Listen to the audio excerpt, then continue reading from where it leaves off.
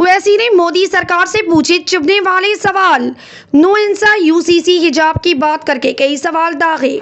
बोले मुसलमानों के खिलाफ नफरत का माहौल बनाया।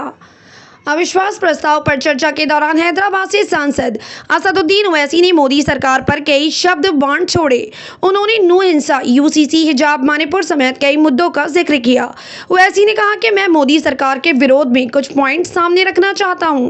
हाल में ट्रेन में एक वर्दी पहने दहशतगर्द ने अपनी सीनियर मीना साहब का कत्ल करने के बाद कंपार्टमेंट में जाकर नाम पूछ कर, दाढ़ी देखकर, कपड़े देखकर कत्ल कर दिया।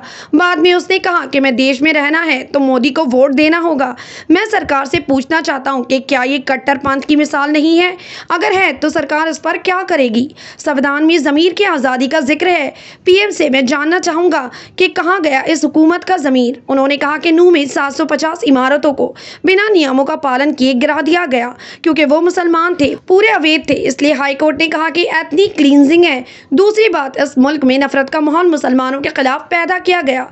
ये 9 साल का इनका कारनामा है।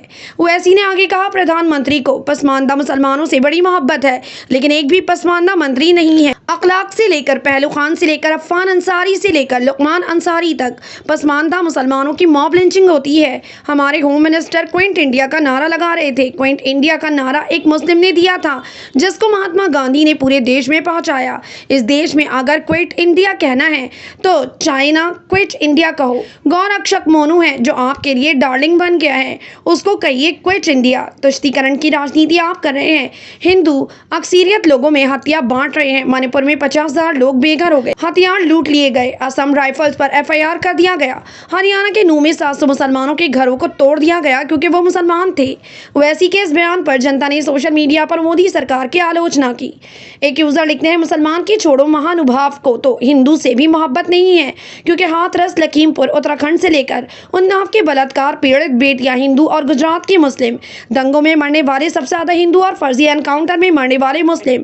हिंदू मुस्लिम नहीं, अपनी औलाद बचाओ सभी। सलीम बैग नाम के एक यूजर ने लिखा, सरकार की आत्मा मर गई है क्या? असदुद्दीन ओवैसी के सभी सवाल अहम और वाजिब। प्रधानमंत्री नरेंद्र मोदी को कल के अपने भाषण में इन सभी सवालों का जवाब बिंदुवार देना चाहिए। हम ऐसी उम्मीद करते हैं।